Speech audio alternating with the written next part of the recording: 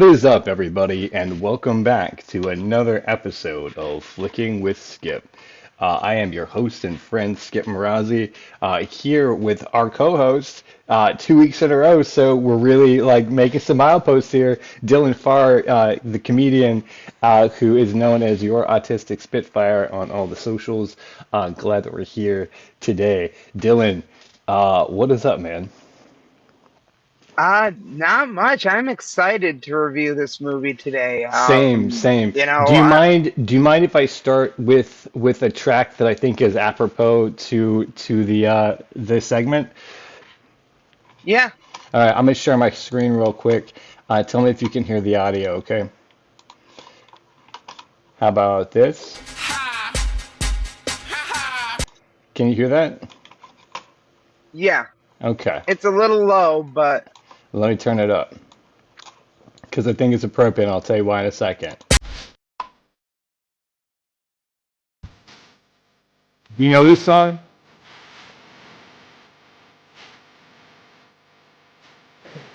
no, I don't. It's appropriate to this because there's a little mix-up.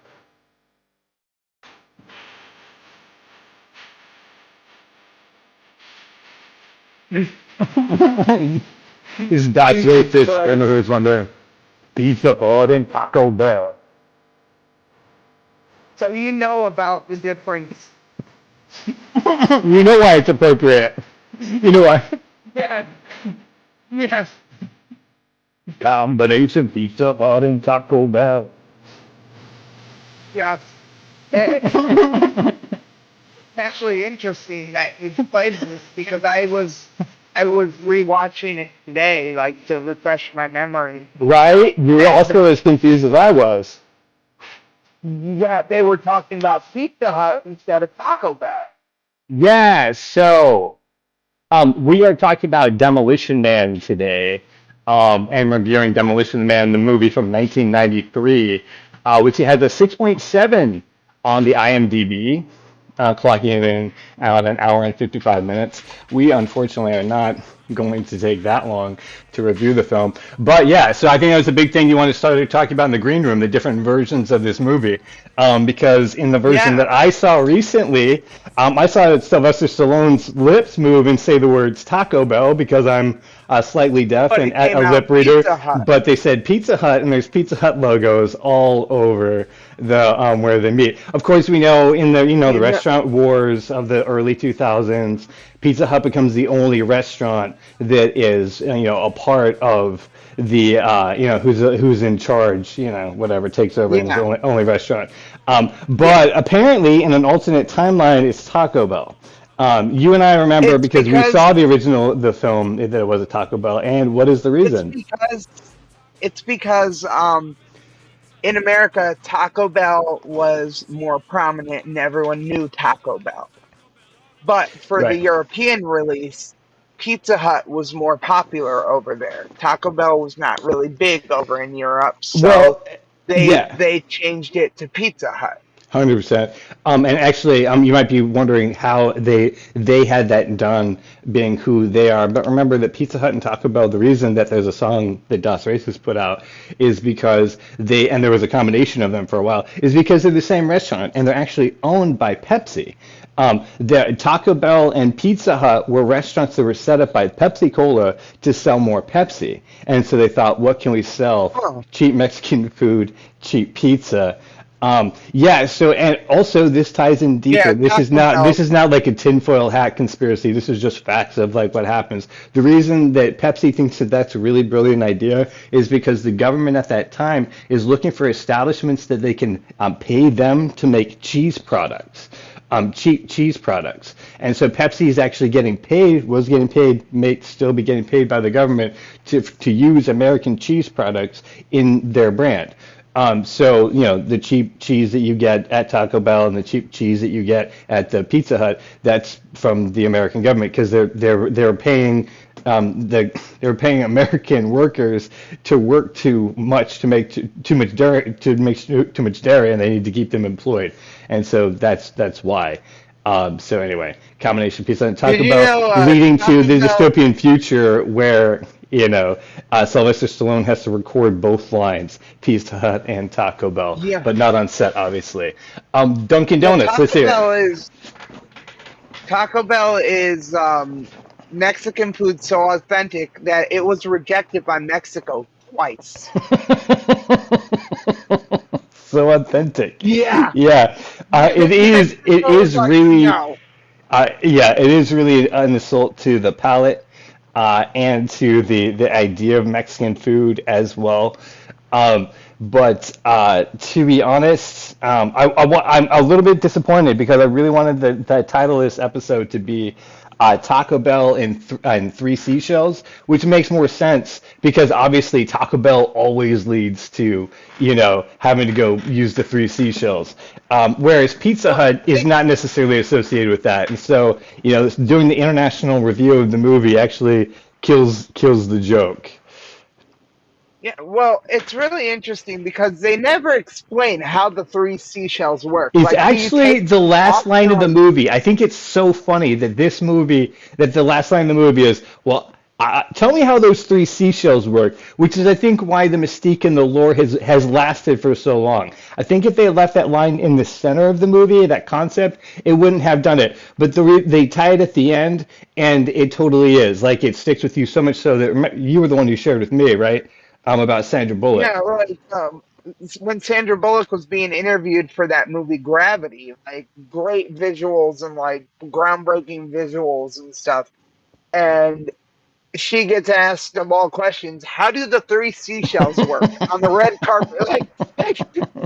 Right, on the red carpet of Gravity. Remember that the movie that we're reviewing, Demolition Man, comes out in 1993, and she's old of maybe 25 or something like that. Gravity, as a film, comes out in 2013, so 20 years later. So she's, a well-seasoned, well-aged, well-respected actress at this time on the red carpet for a movie that is, you've got to respect it for its cinematography, right? And she's like she was an actress, and so they're approaching her with this comedy action film that she made 40 years or 20 years ago, and asking her about this joke that's in this comedy film that nobody knows the answer to. It's kind of an impossibly hard question. like I think Nostalgia Critic did the best. He reviewed this movie at one point, Right on. and it was really interesting. How he like sent like his workers basically to try to figure out the mystery of the three seashells. And what did they finally come up The with? the one guy was like, well, the one woman was like, yeah, you can use it to scoop the poop out, and then you put one seashell over the other, and then you can dispose of it that way.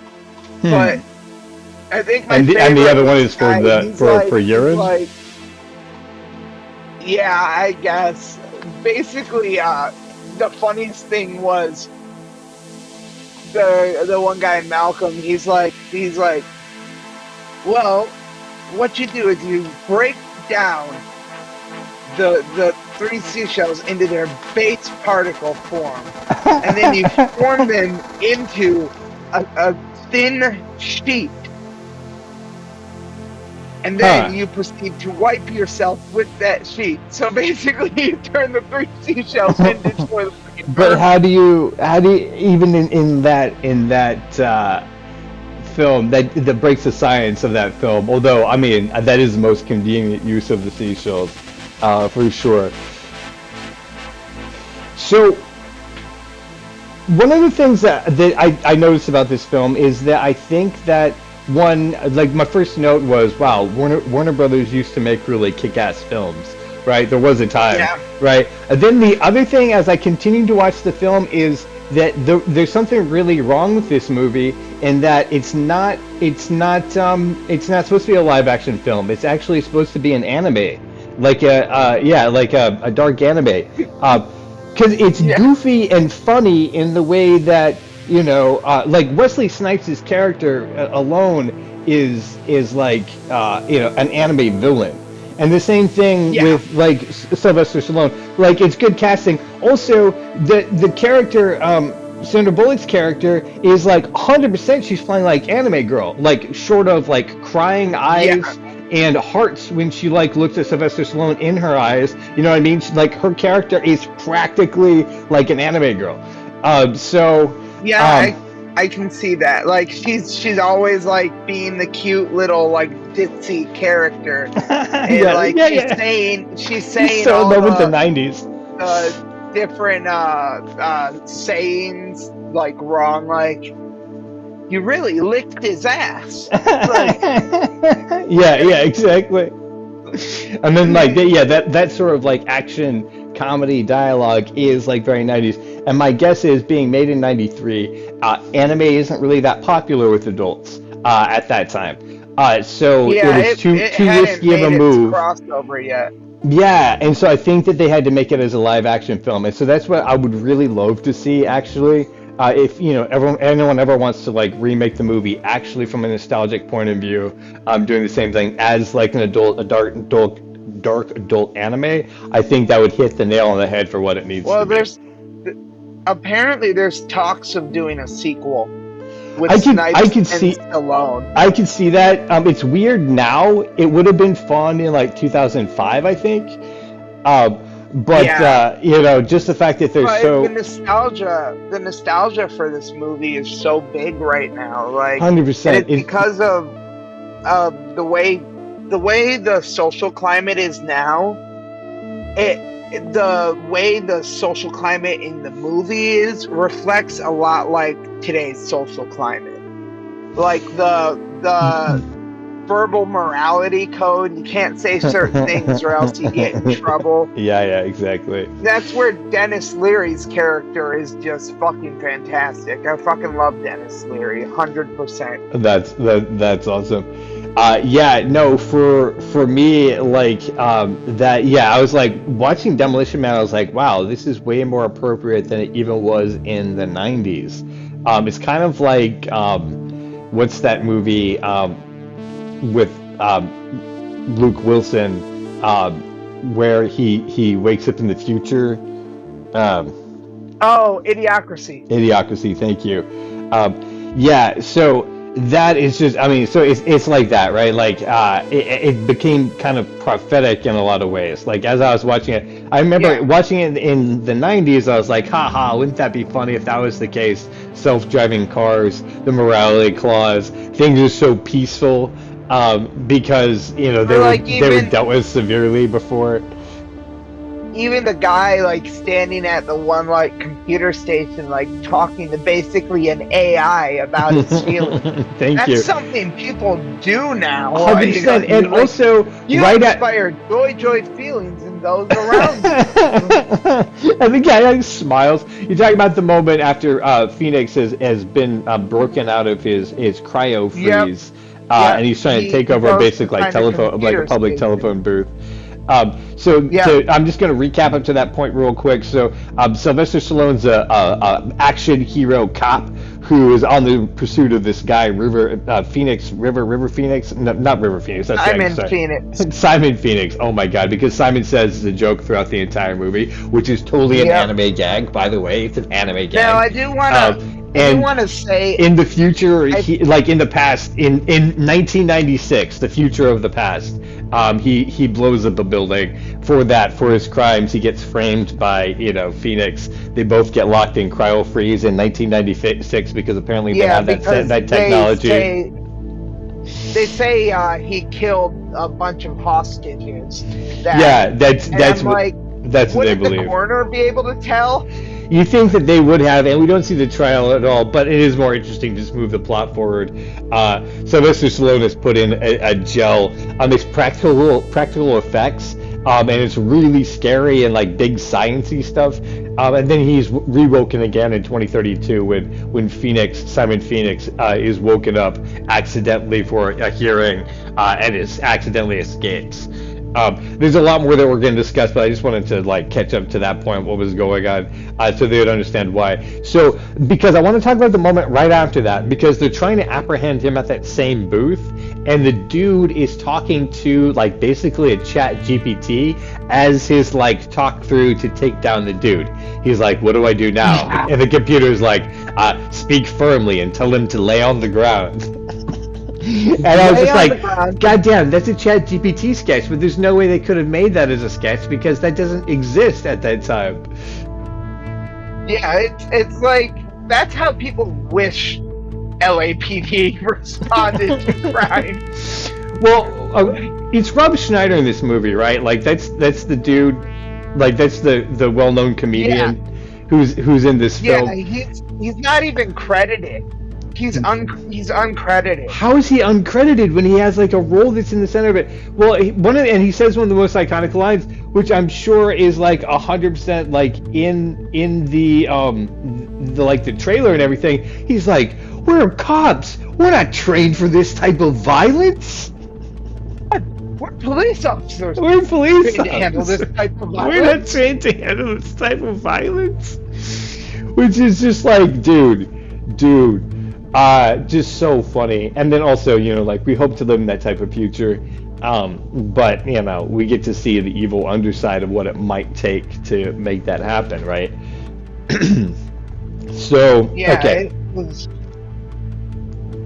It was. Sorry. I just keep cutting you off. You're about to wind up. Please run with it. It was really interesting to see Rob Schneider's like character, because his character, even though he has a small role for a little bit, right, it's still a memorable character. Absolutely.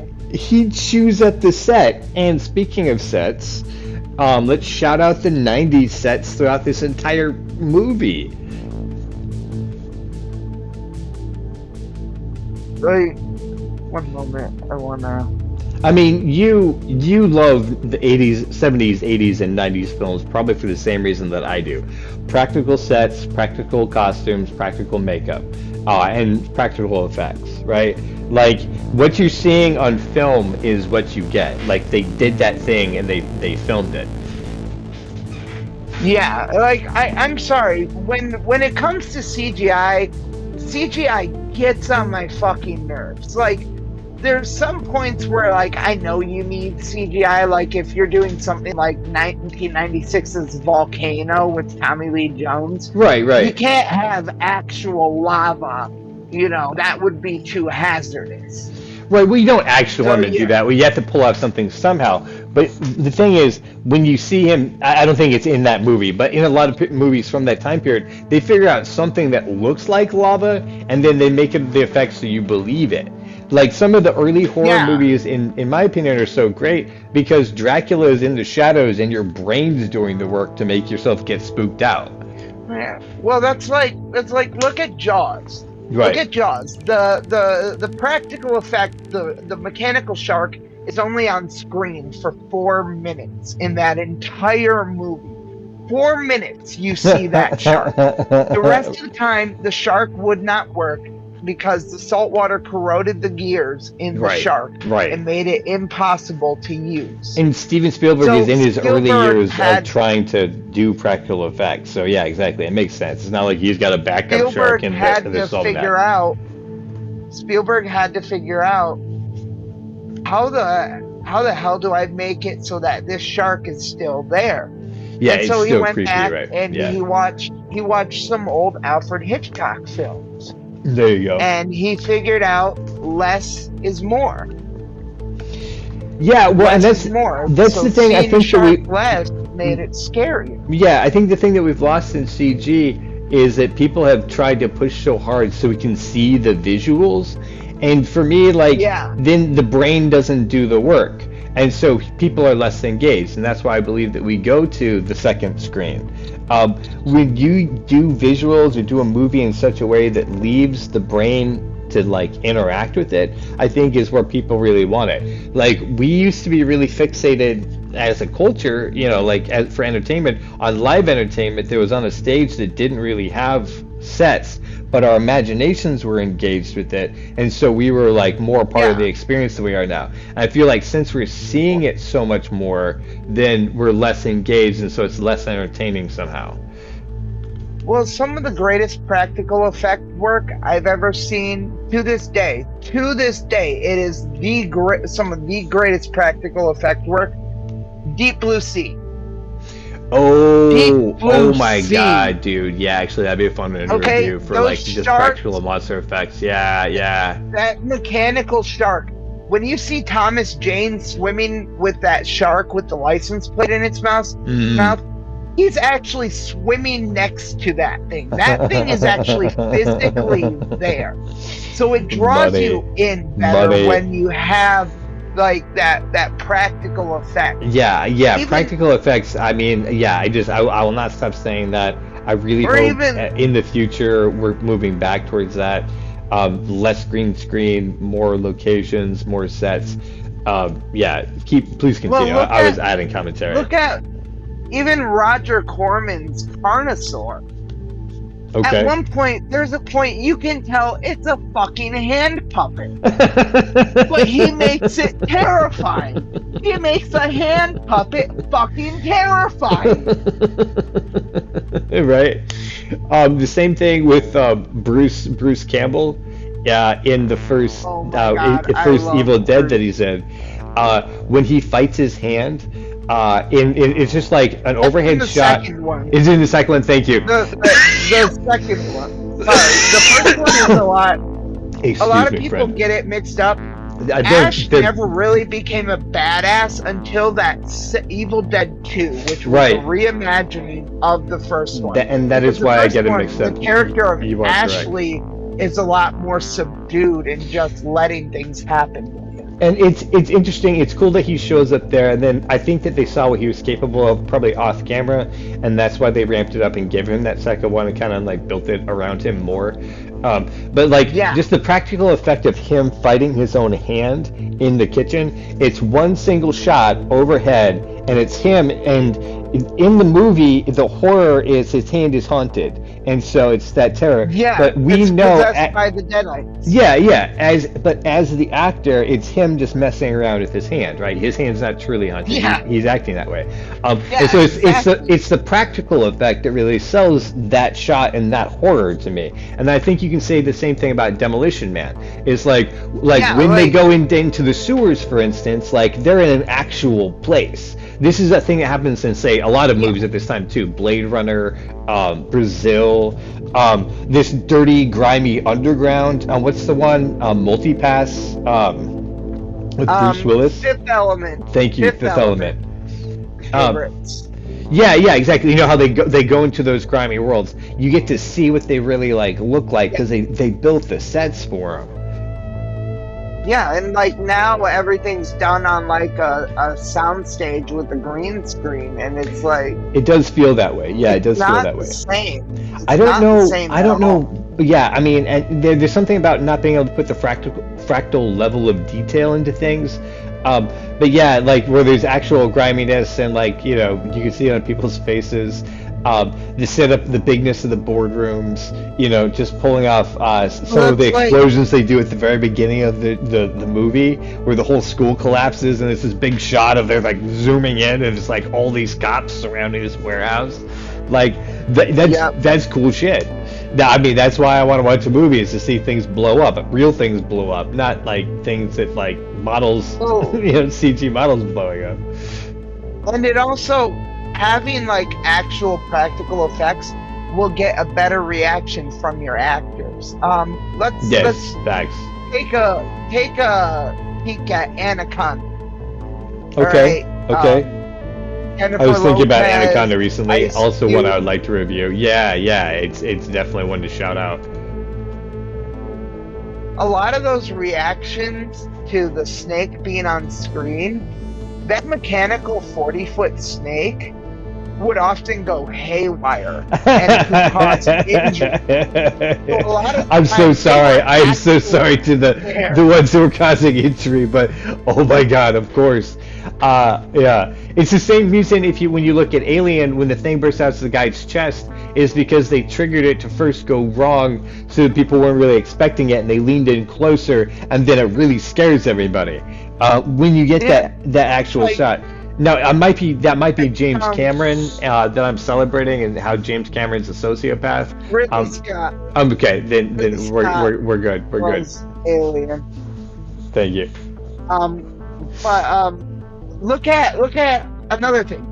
A lot of the time, like with like slasher films, Hmm.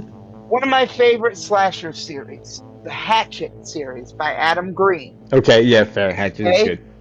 Isn't that based in Louisiana? Is that the one I'm thinking of? Yes. Okay, I know what you're talking When about. Yeah.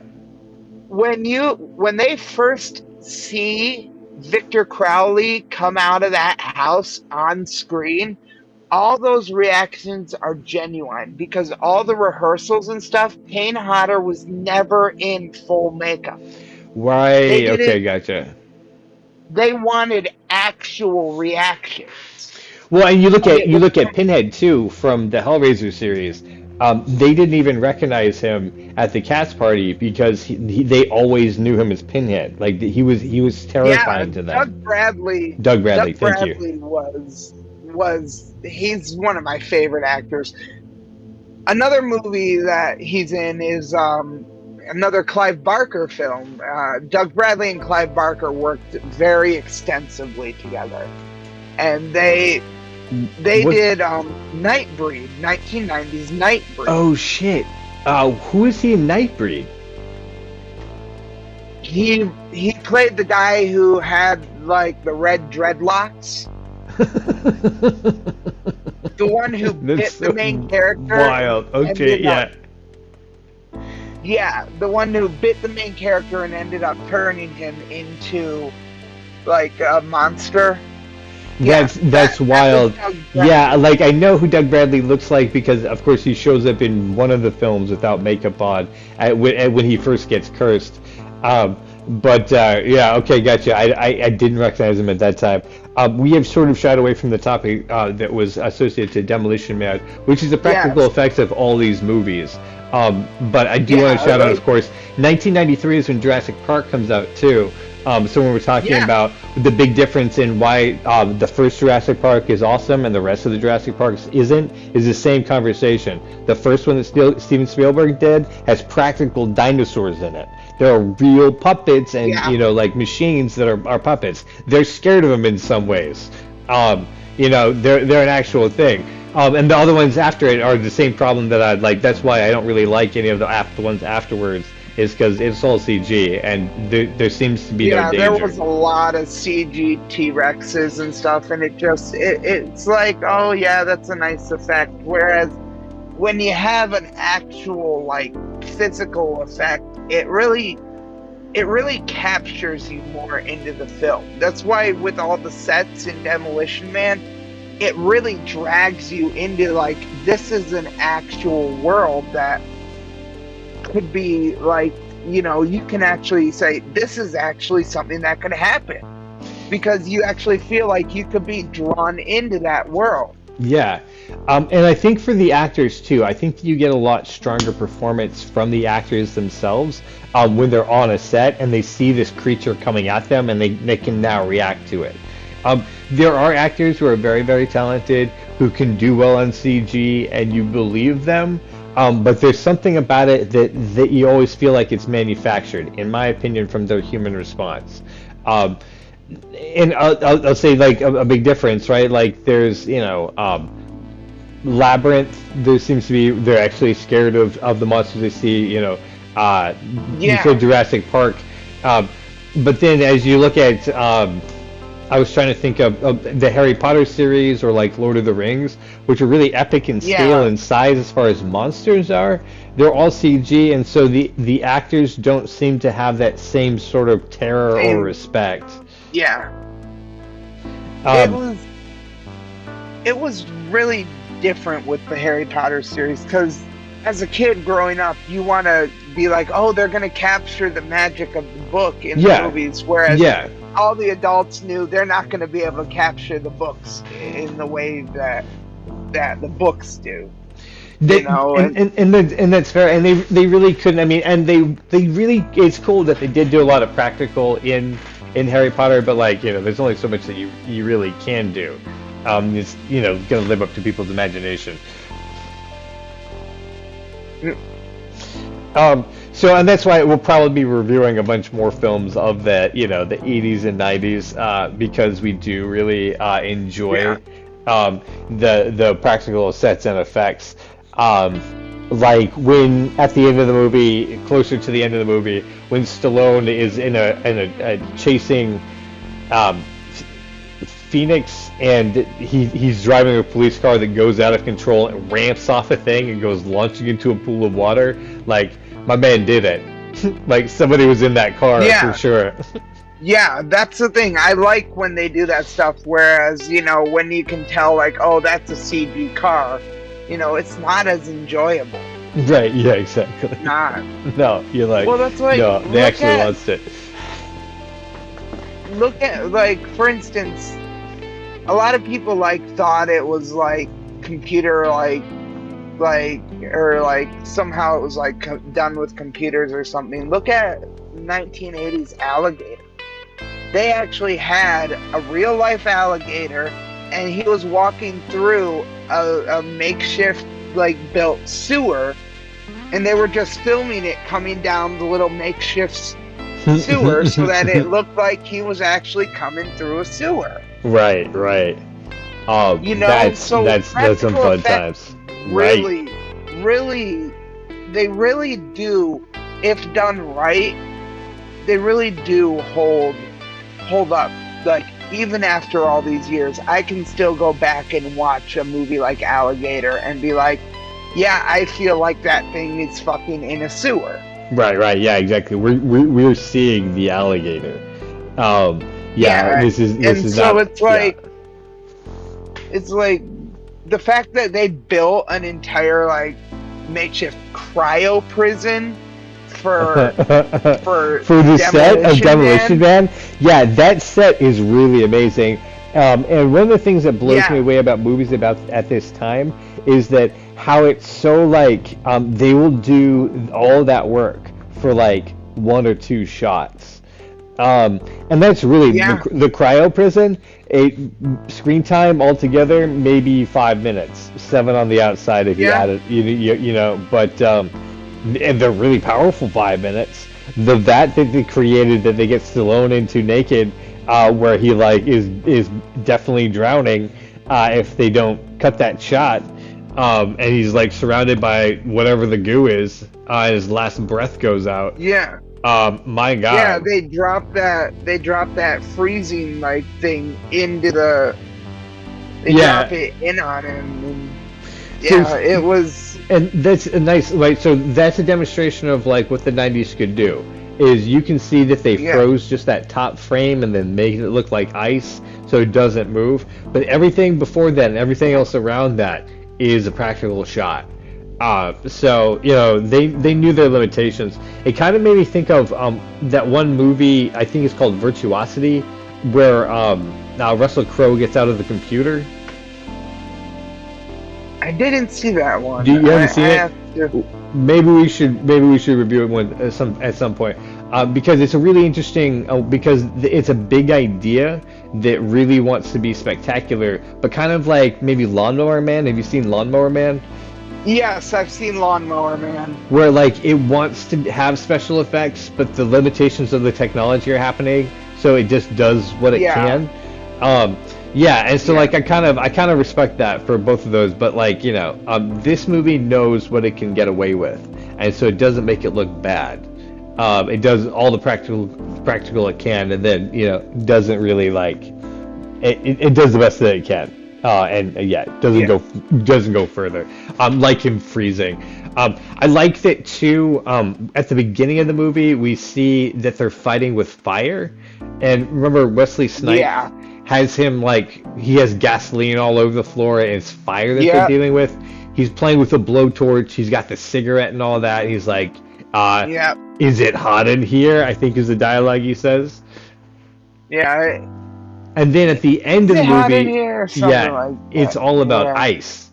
and they're in the place that they're Yeah. in that cryo prison.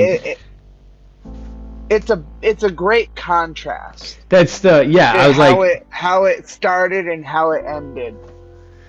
Because it's also like more.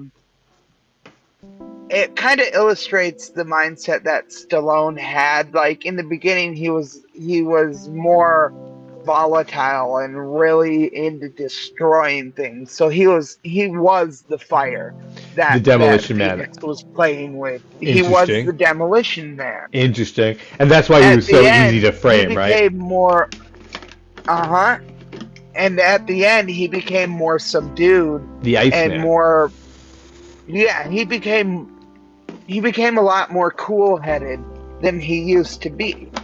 That's interesting. Well, in a lot of ways, he'd been rehabilitated, right? Because he was knitting now to take his aggression out, and we see that he really wants to have a relationship. He's actually kind of like sweet to her, even though he's like the hero, tough guy and whatnot. Yeah, it was real. I fucking love that he's like, wait. I'm a seamstress. He's like, at one point, like when he gets out of the car after he's had the accident, he's like, it's okay, just give me some few minutes and some thread. He's like, I can't believe it later. I can't believe I just said that. This is the type of shit that I'm pointing out. Like, I'm pretty sure, like, the anime like that, like, that's anime dialogue. You know what I mean? Like, that's, like, where I'm like, this is where they wanted to cut in close on the panel, and he's, like, pulling at the thread or whatever. He's, like, kind of itchy. And then he gives us, like, a yoinks, you know? And this is why, like, I think that the Snipes and Stallone sequel could work. I'm sure they'll put like butts in seats, at least, you know, the living room seats, where they're watching it on streaming or whatever. But Stallone doesn't have the ability to move his face all that much anymore. And really? Snipe, well, just because of all the plastic surgery he's had done. Oh yeah. You know what I mean? Like, you've seen him in Expendables 3 and 4. Like, his lips move, but the rest of his face is pretty solid. Yeah, like these days. I think it's in what is that? Tulsa King. Yeah, he's kind of more stone-faced in that too. Yeah, I get you. He doesn't want to, except that he will look older as he gets older, but. You know, teach their own as they can. But yeah, no, that's why I think, you know, if it had happened when they're younger, when they're still in the heyday, Wesley Snipes, I think, is being passed on a lot, and it's because he hasn't acted in a long time, but there might be a reason that he hasn't acted in a long time. I think he got blacklisted because of the... You can't say that on the show. You have to say African American listed. Oh, I'm sorry. I'm not very politically correct, all right? I don't even know if you can say that anymore. If it's affirmative action. What was it Meatloaf once said? What was it Meatloaf once said? I know I'll never be politically correct, and I don't give a damn about my lack of etiquette. Yeah, so I'm joking, of course. It might be, but he was in the Marvel movie, you know, that with Deadpool and Wolverine. And he reprised his role as Blade. Yeah, there was talks about doing Blade 4, and Ryan Reynolds was actually producing it, behind it. You know, so he wanted it, and then for some reason it got the Ixnay on the Ubime. So, you know, like, I think there might be something with Wesley Snipes. Now, maybe it is. Maybe that he does want to be a part of the PDF There was a whole tax evasion thing that he did. I was there. Maybe he's still in the hole, and they're like, yeah, you actually you can't we can't work with you. You're not a part of, you know, Screen Actors Guild as long as you're not in good standing with the U.S. government, Wes. Yeah. So you could be in a Deadpool movie because that's technically not, you know, whatever. I don't know. I don't know. It would Hollywood be. is weird with its politics. Yeah, it might be political. It might be personal. I don't know. This is all speculation. I will tell you this about Demolition Man. Wesley Snipes in Demolition Man is he is a weird motherfucking character. That is a like. Well, I Simon kind of, Phoenix is like he's a Joker character, which is like so bizarre for anybody. Wesley Snipes pulls it off, but it's well, just, I mean, yeah. it's Well, you weird. gotta look. He was kind of being typecasted as a lot of African American actors were. Well, They were sure, but like typecasted as these gangsters, but white men can't jump. exactly where I was going with it. Okay. With White Men Can't Jump, they took the White Men Can't Jump character and made him a psychopath.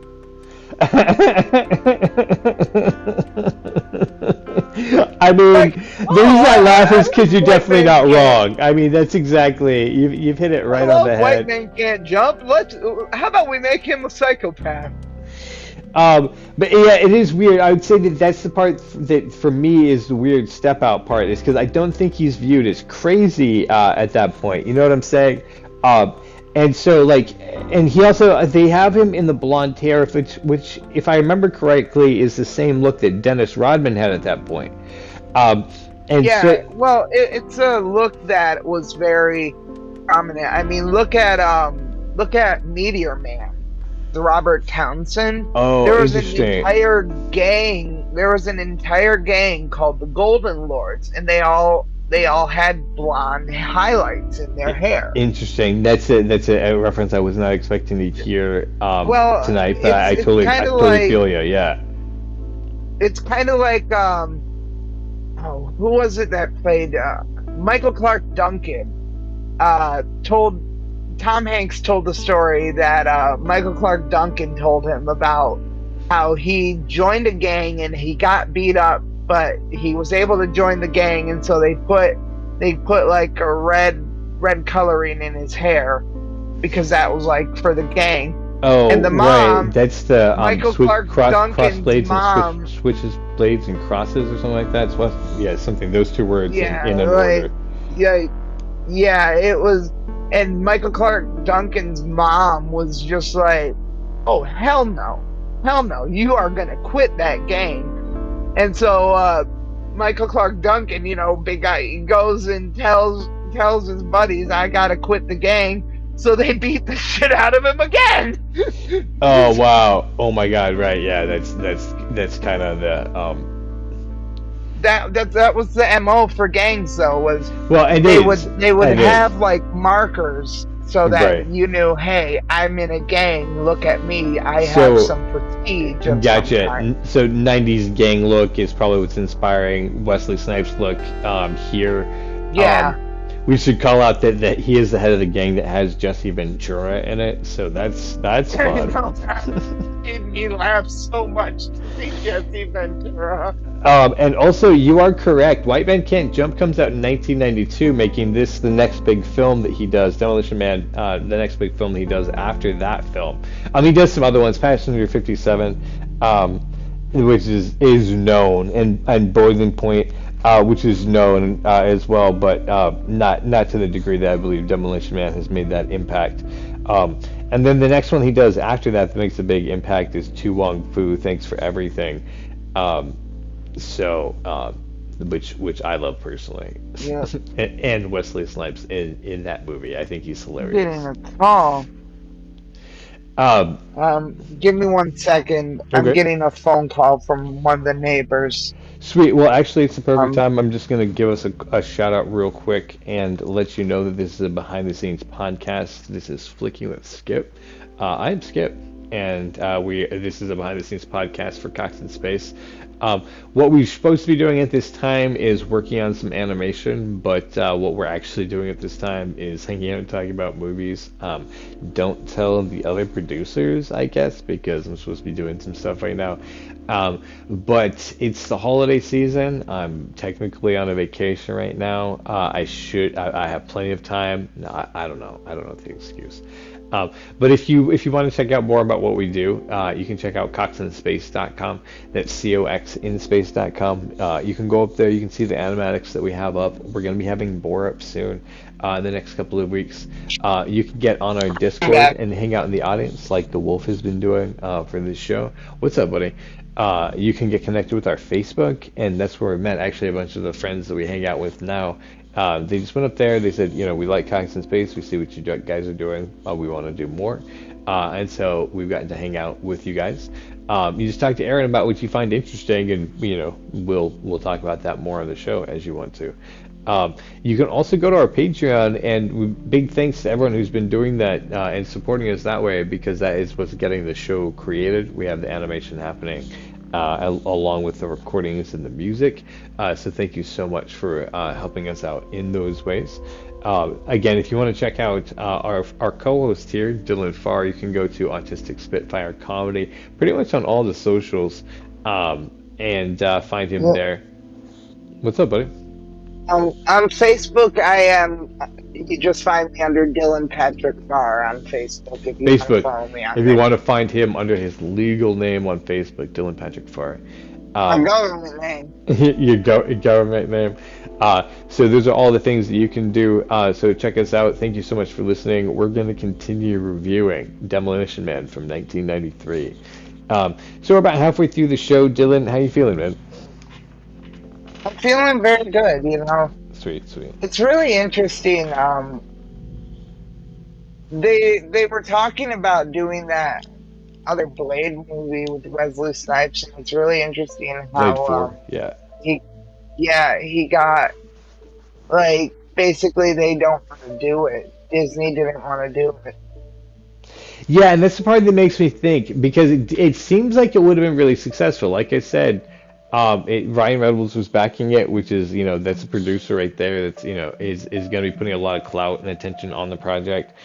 So, it seems like Disney would like to make the cash grab, like they always do like to make the cash grab, but maybe and that's why I think it might be something with Wesley Snipes. There might be something, I don't know about dirty about him, but like maybe they're just like, there's something that they know that they don't want to be associated with. Again, I don't know what the deal with Wesley Snipes is, but he has been out of work, it seems, for a while. And maybe he's not, like, technically out of work, because his IMDb does seem pretty extensive still. We gotta bring up, where is he? Who? Bob Gunton. Okay, let's bring him up. Who's Bob Dutton? Bob Gunton. He played the chief, the police chief. Oh, yeah, of course. I think of him as the guy from Shawshank Redemption, but he played the warden in Shawshank Redemption. But he is known for so many more roles than that. His IMDb is 143 at this point. He even showed up in Ghostbusters Afterlife as the embodiment of Egon Spengler as the barber. Okay, nice. Yep. That's actually a little fact. I'm glad that you knew his name, because he has a very, very recognizable face, and we do have to talk about him. Because his IMDb, especially at this time, like, he's just well known for. I was trying to think of the other one, which is Patch Adams. He's the dean in Patch Adams, and when you see him, you like definitely and immediately know, like, there's the hard ass. He's the one who's gonna break our hero. Yeah. And he was cast in that way for a while. It may have changed a little bit over time. But he made a good career of it.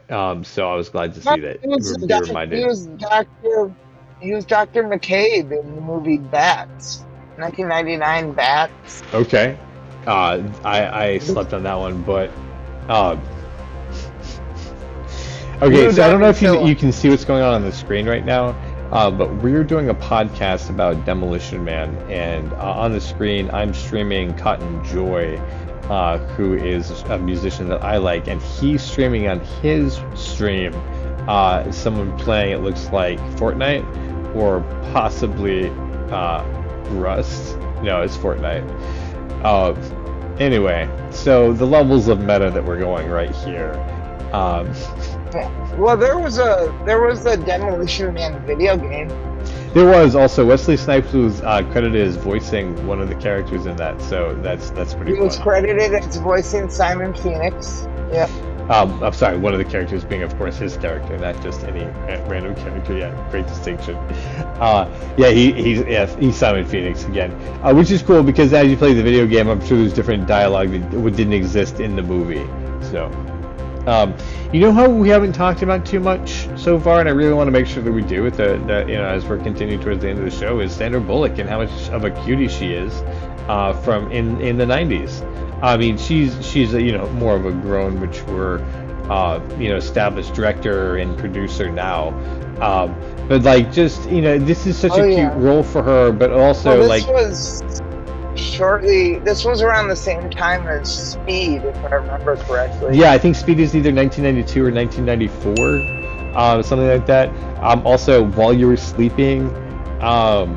There's a bunch of other cute rom-coms. Forces of Nature, I think, is kind of there, although that's 96 or 97, something like that. So she's in her very young phase, as an actress, but she's known as the girl next door type of character. And she was. I mean, in the 90s, she's just such a cute little thing. And I am really glad that she has, so much more credibility to her now. She has directed, she has produced it, but she took her place from. I just couldn't even remember all of them because I know that she was just so prolific at this time. But let's see, Love Potion number 9, Demolition Man, Speed, While You're Sleeping, The Net. Hope Floats, Practical Magic, 28 Days, and Miss Congeniality. So she has this really good decade of movies of where she's Miss Congeniality. I really love Miss Congeniality. Also, I love both movies actually quite a bit. It's kind of a guilty pleasure. Like if I was feeling really sad, there's nothing that Miss Congeniality can't fix. That and or Pain and Gain. It was hilarious because her being like, I don't understand why I couldn't play Tina Turner. I'm the bigger Tina Turner fan. And she's but she's she's the white girl. I forgot all about the whole white girl team up with black girl thing for demographic sake. And the woman who is in the film who is put in that role does a really good job. She is really fantastic. I wish that since they had gone that route, they would have given her more of a character because they really don't give her a lot to go on except for being black. But also they Hollywood. Really were playing it. Hollywood. They were really playing it just being. They were really playing it for more Sandra Bullock because that too was the big name. 100%. Yeah, it's definitely her film. So, I don't think. Demolition Man 1, Miss Congeniality 1 was intended to have a sequel, and that's why when they had the opportunity, they're like, oh, what do we do? And that's kind of the feeling that it has. Which is fair. A lot of movies have that feeling to it. That's why a lot of sequels are definitely they feel kind of thrown together. Anyway, that's neither here nor there. Sandra Bullock now, she is doing more social change types of movies. She's done The Blind Side. She's known for that, right? We called out Gravity earlier, which is really well respected for the cinematography, and or just she the was feeling in that Ocean's it gives you. 8. The all-female cast of the Oceans movie, which is cool. Kind of a cash grab, in my opinion. Yeah, definitely a cash grab. Just like the same thing with the female Ghostbusters movie. They probably could have been good movies by themselves if they weren't, just basically taking an IP and then being with women. You know what I mean? Make a cool female heist movie. With the Ghostbusters and so many others. I'm just it's kind of like what they did with Indiana Jones and the Dial of Destiny. Yes, yes, that is a very good like comparison. Here's some interesting things that I did not know about Sandra Bullock, is that she's not just a cute thing that started producing sometime later in her career. She actually got smart in 1998, and she's the executive producer of Hope Floats. She's also a producer of Miss Congeniality and Miss Congeniality 2. And also looks like some of her later projects, like Bird Box, which she's more known for more recently. She was the executive producer on George Lopez. Also, we see that, yeah, of the TV show George Lopez, which is interesting, right? So she saw a comedian that she liked, and then she supported the show. Like, he pitched her, and she's like, "Yeah, I could make a show happen." Because she's only on that show for 3 episodes. I think she got really sick of being the pretty face. Well, yeah, right. She's doing a lot of romantic comedies at that point. She's playing the ditzy girl, and although she's playing it well in this movie, we know that, she has a lot of depth of character because we've seen her do a lot of things. Oh yeah. She's not just this like ditzy girl. And then she's probably looking around at Hollywood and being like, well, how do I actually, who has the power? Once I get paid to make these movies, I'm going to start being the one in charge. So great, I mean, I'm sure George Lopez is very thankful for that. We gotta bring up Glenn Shaddix. Okay. He played Associate Bob. Another person that I wanted to talk to. Thank you for also knowing his name, Glenn Shaddix, because he was around for a long period of time too in the 90s. He's kind of known for those movies at that time. Beetlejuice is one of them that I recall. Yep. What's the one for you that he stands out most as besides this one? Let me see. I'm seeing that he's doing a lot of TV, which is really, really cool. That means that he was working pretty consistently. He was the teacher. It was Mr. Follows in Sleepwalkers. That stands out to me. In which one? He was Mr. Follows in Sleepwalkers. But he was also the mayor, voice of the mayor in The Nightmare Before Christmas. Oh, okay, there you go. There is probably his most iconic voice. Yeah. Not his face, obviously, but body type, and then the actual singing. He's also in the Heathers with Winona Ryder and Christian Slater briefly in that. But yeah, no, I think he's more iconically known in that, which is great. That's a great place to. I'm sure he's continuing to get residual checks from that, because that plays Thanksgiving through Christmas. On TVs everywhere. Pretty sure. Let me see. I definitely, again, I'm looking at him being like, wow, he's made his work. He died in 2010. So his family is getting those checks. I've seen the ad. That's why we're not getting it. So we haven't seen it in 15 years. But yeah, so for the rest of those characters, in Sleepwalkers. And then apparently he was also in Planet of the Apes that he played a role, but although at that time I'm sure he's a little bit older. Although, my man, that's too bad. He died at 58. Not that old. But from Bessemer, Alabama. He does have that iconic face. Really? Once you see him, you're like, oh, it's that guy. With all of those that guy types of characters, they have the role that I would love to eventually have. Is they're like, who do we need to cast in this role? We need that guy. And the person goes, you mean Skip, that guy? And they're like, yeah, we should call Skip that guy. And then that's basically the whole IMDb that I have. And it's like, we're gonna pay you $1,200 to come do a shoot for today. Is that something you can put up with? And I'll be like, perfect. I think I can clear my schedule in a couple weeks.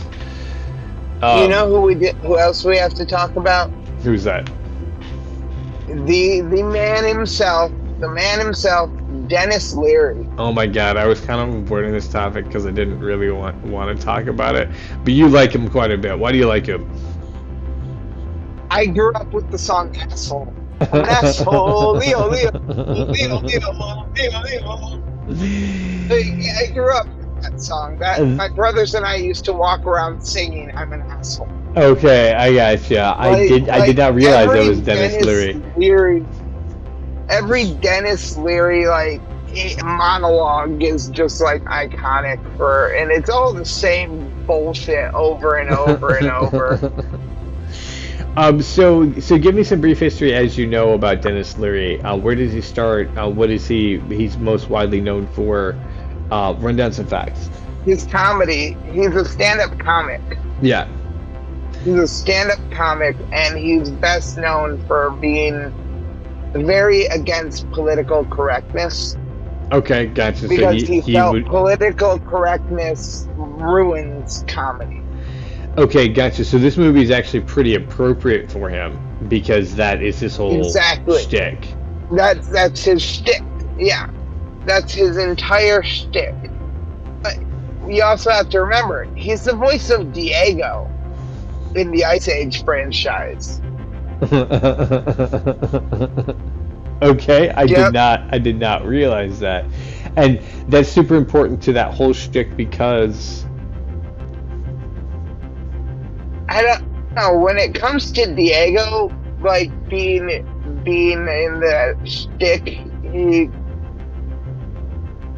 that was more just for the kids. They just wanted a big name to have as a voice. Oh, I got you. Yeah, okay, got you. But he's the predator, the beast, right?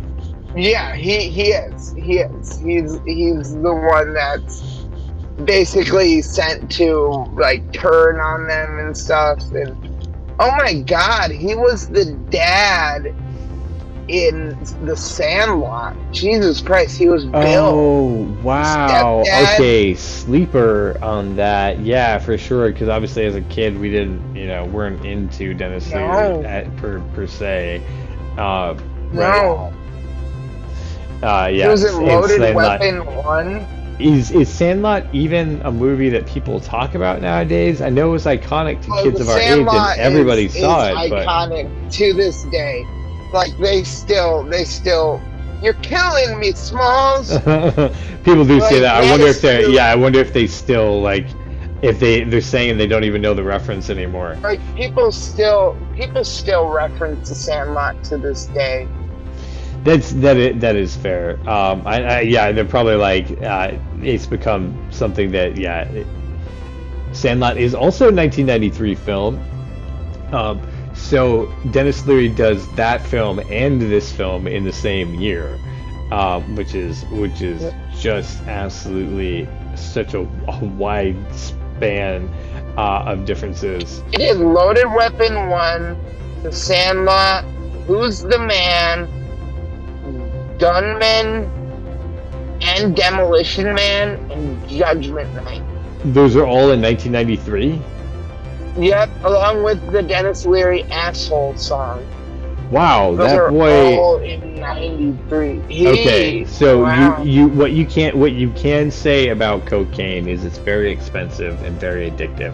What you can also say about cocaine is it will let you get a lot of shit done, apparently, because Dennis Leary was not sleeping for the year of 1993 to do that many roles. Oh, now, there might be some that were less extensive than the roles that he did here, but I will tell you that the shoots that he was doing, because they're so immersive, he probably had to be on set 10 to 12 hours a day, something like that, for these shoots, and his shoot schedule was probably, I'm going to guess, about 4 to 6 weeks for this movie alone.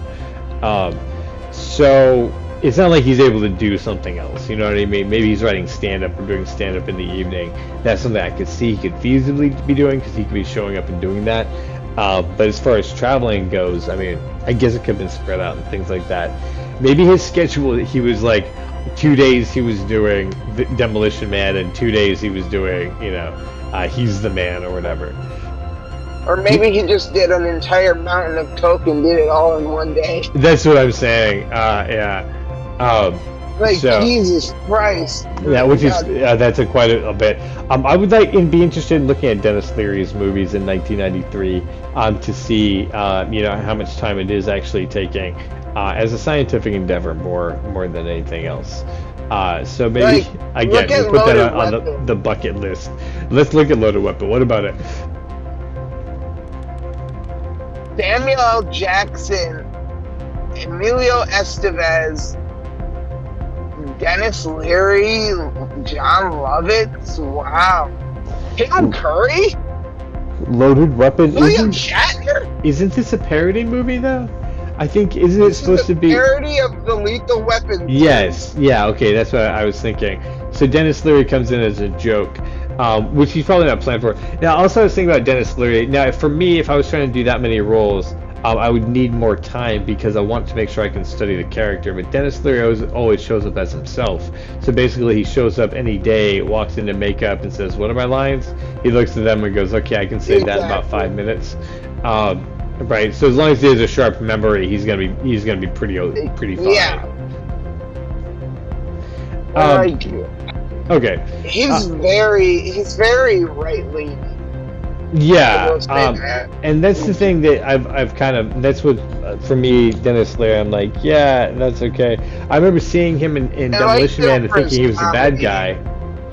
guy, because he was trying to stop basically people from being peaceable.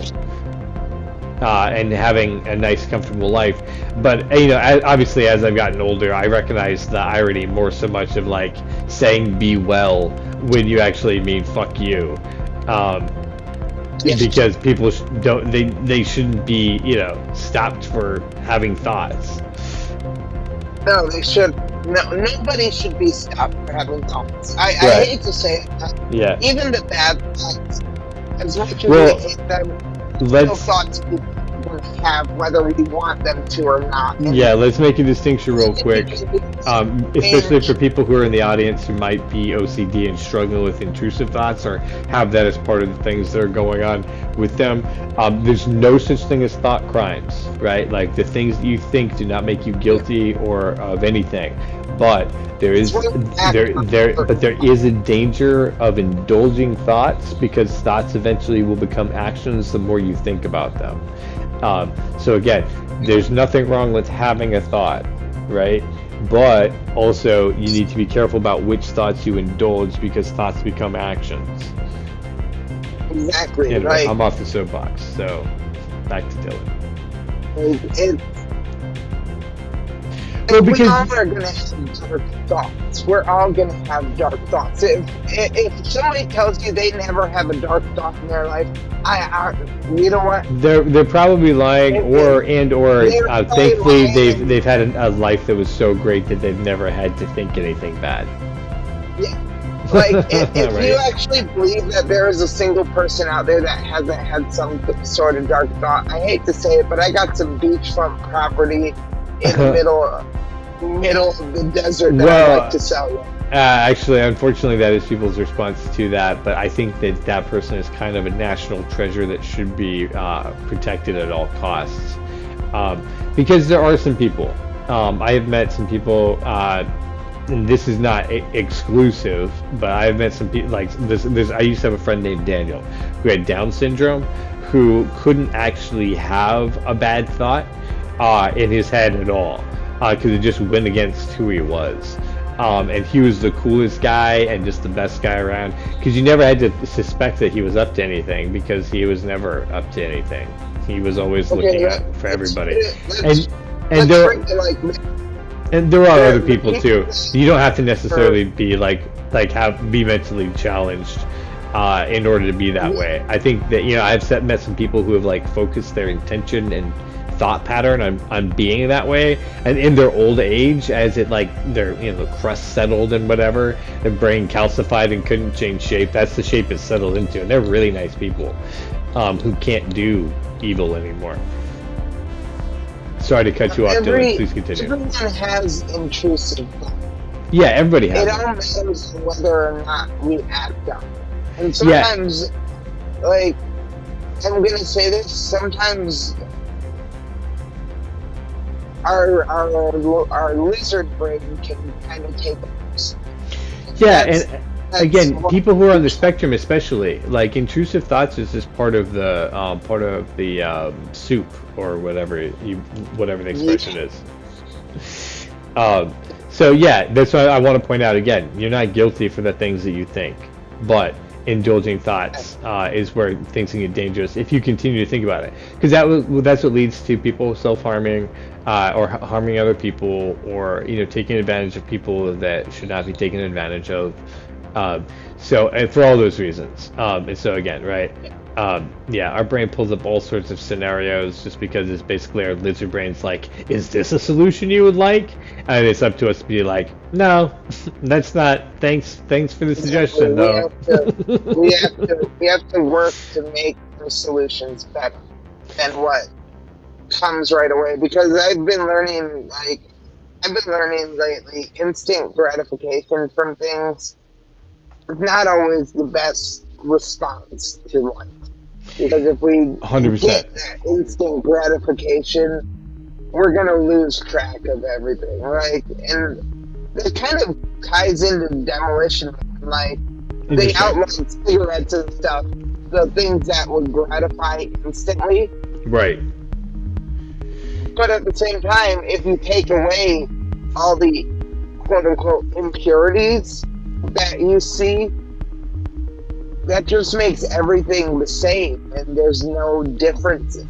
We have to be able to have a choice and be able to make that choice for ourselves. Otherwise, there you go. We're not better people. We're just the same as everyone else.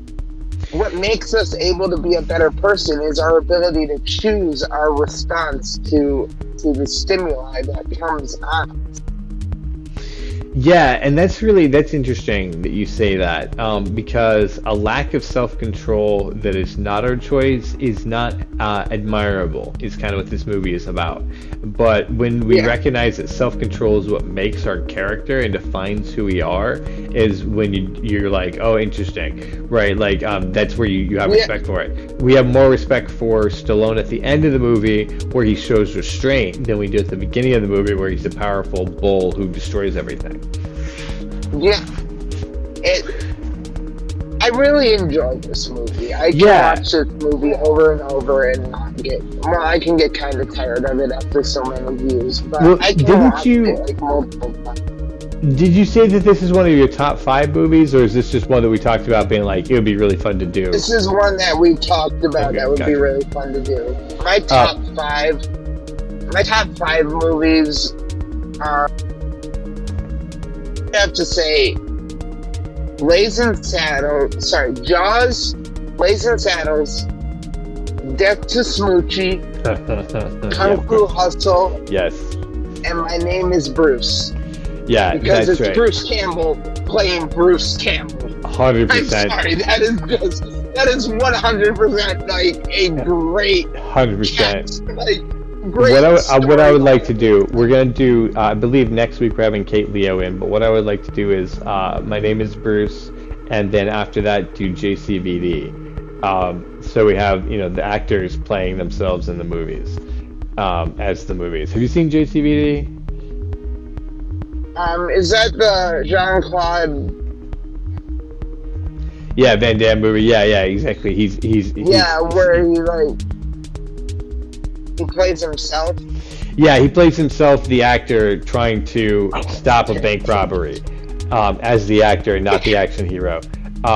Real fun. Same kind of My Name is Bruce kind of concept. Okay, The actor is put in a situation where they expect him to be the hero, and he's like, "Oh my God, of course not."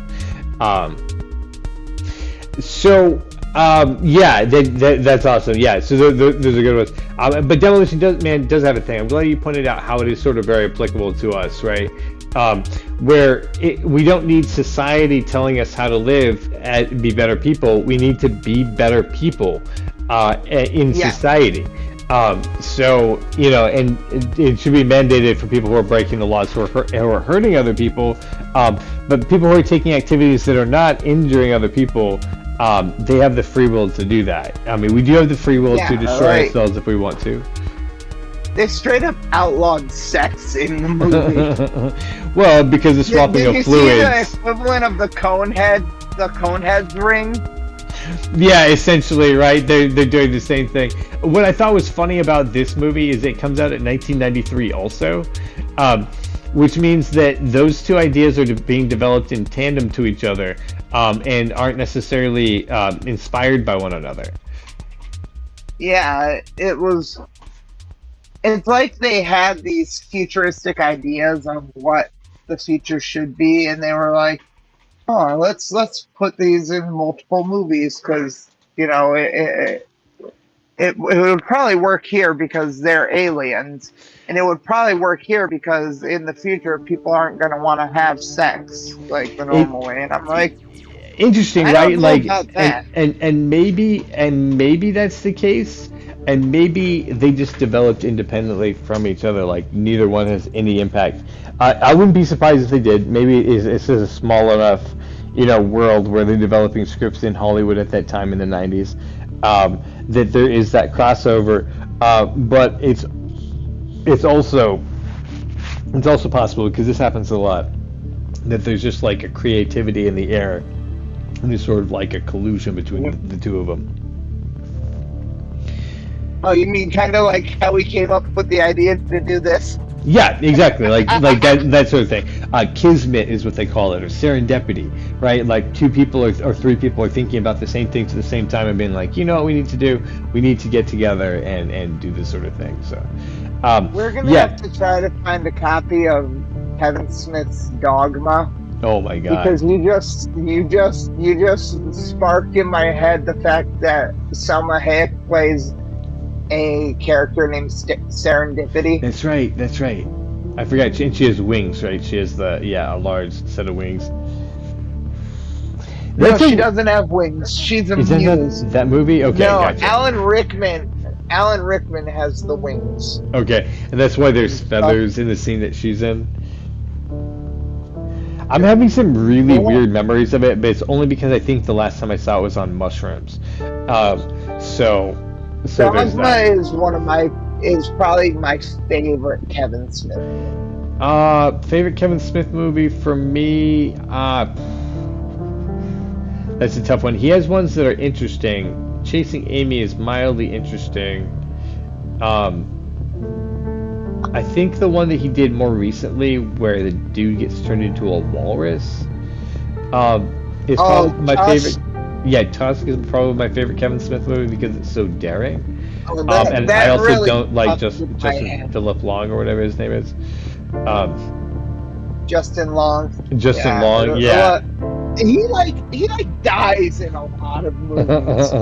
I think a lot of people feel the same way I feel about him. They're like, yeah, we have to hire this guy because he's connected to so and so, and they're like, okay, can we hire him to kill him? Yeah, let's kill him. So I don't know.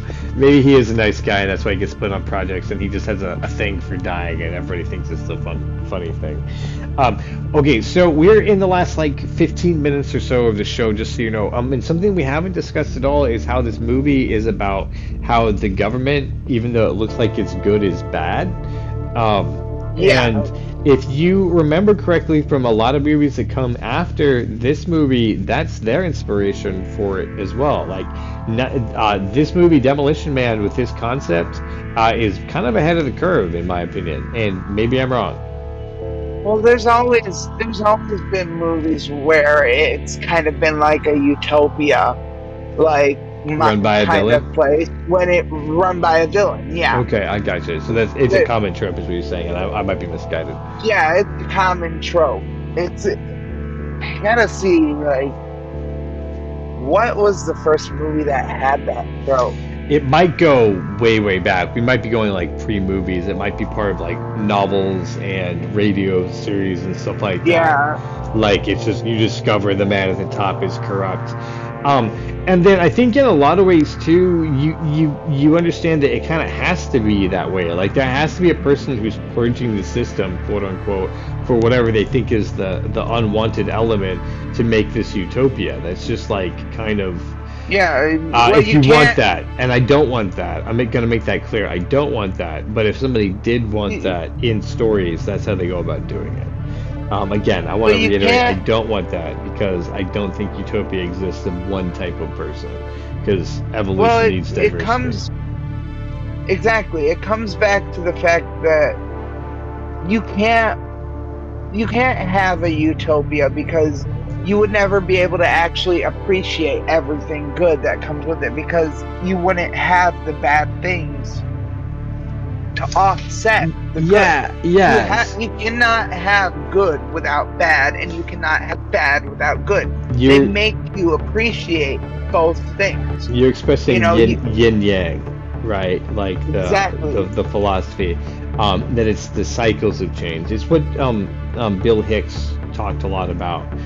Is this idea, and as a stand-up, right? The stand-up Bill Hicks, the idea Yeah, that we are on this kind of roller coaster, right? It's got ups and downs, it's got thrills and chills, um, and yeah, that's what makes us appreciate it. I think is what you're saying, and I'm inclined to agree with you also for that. I don't enjoy chaos, but I appreciate that the no one world. enjoys chaos. Right, right. But I appreciate that the world has entropy built into it, so that things break and they have to be repaired, because it gives us something to Yeah, do, doesn't it? it does. It really does. I always viewed life.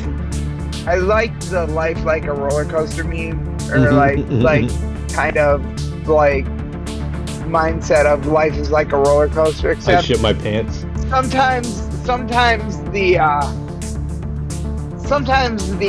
safety bar isn't always going to work, and you just have to hold on and hope you don't fly out of that car. Right. You pray, dear Jesus Christ, in the name of all things that are holy. I know I don't deserve it, but I'd like to put my feet back on the ground. Exactly. I've seen Final Exactly. Destination 3, and I will never say a bad word again in my life. Well, one of my favorite things about the Final Destination movies was, as much as people Which we've hated the one reviewed that just earlier came on this out, channel, by the way. as much as people hated Bloodlines, 'cause No, they didn't Bloodlines is a like it. fantastic movie. Look at its opening scene. Yeah, but look at Tony Todd's final words. Okay, Life is precious. Enjoy every moment, right. because you never know when. You never know when. Getting back to Demolition Man, I'm actually gonna give a quote, my favorite quote. It's funny and it's sort of ironic to me that it's from Dennis Leary, but because I'm not a huge fan of Dennis Leary or his concept, I think it's funny that I quoted Bill Hicks when Dennis Leary was known for stealing from Bill Hicks. But he actually says this line. But it's credit to the writer more than it is to him. But anyway, he's like, I've seen the future, and I see a 47-year-old virgin sitting in his bedroom drinking banana and broccoli shake and singing "I'm an Oscar Mayer wiener."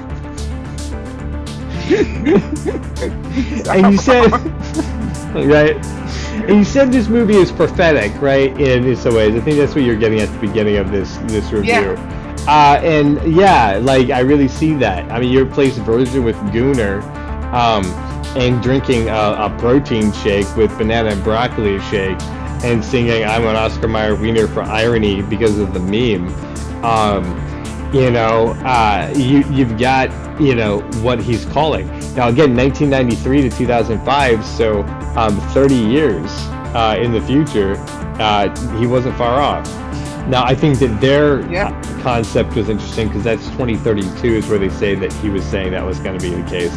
But yeah, as far as movies that predict the future, dang, I mean, maybe we are at the point where we need a Demolition Man to explode things a little bit. In a metaphorical sense, FBI agent who's listening to us right now, I'm speaking metaphorically, not seditiously at all. If the FBI comes to my house, I know one thing: it better be Mulder and Scully. Right. Well, you are among those files. They saw the blurry pictures of you in the woods and they're like, "God damn, let's send somebody down there to check it out." Right. Yeah, I was running around in the woods in a hairy suit. They're like, is that our I autistic admit it. Spitfire, or is that we'll never know? The truth. The truth is out there.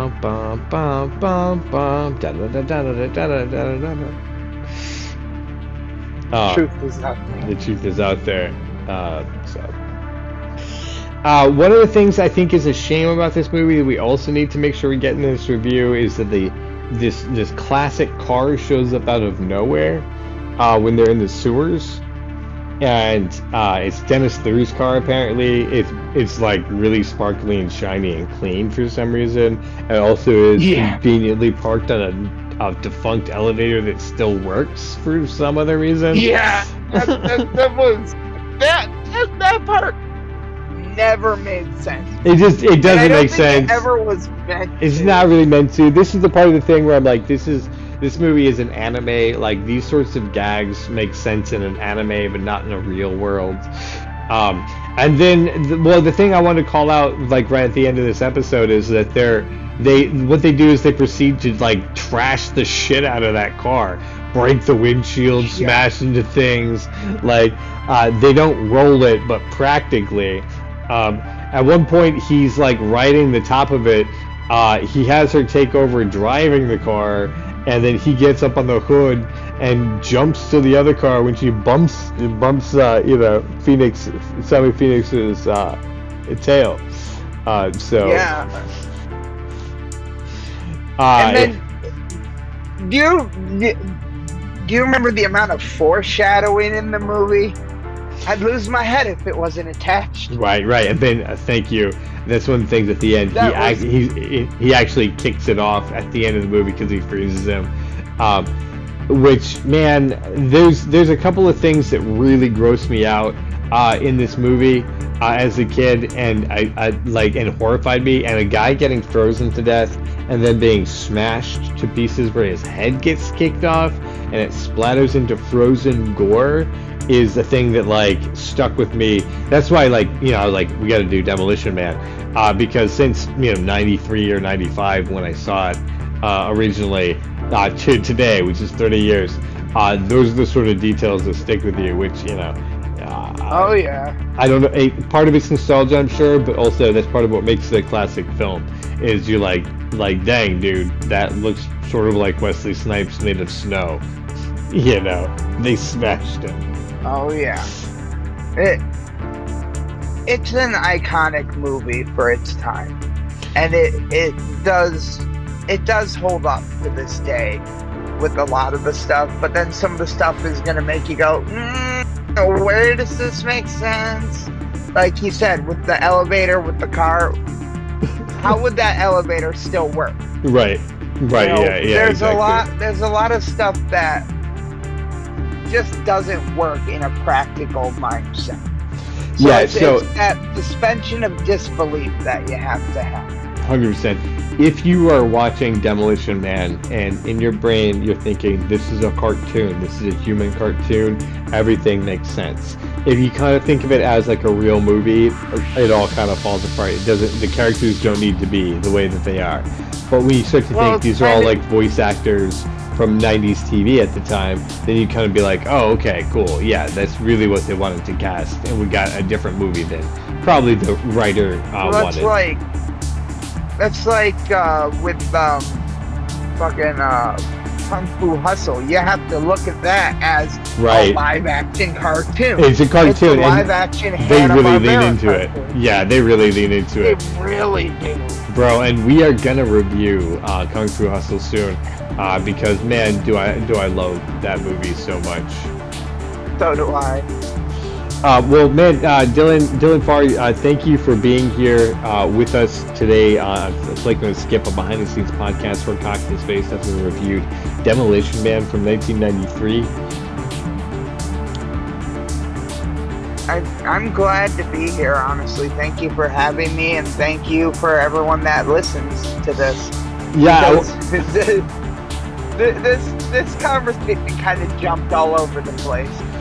It did. I think it was just fun to review the characters and themes of Demolition Man We got the story of it, what it is.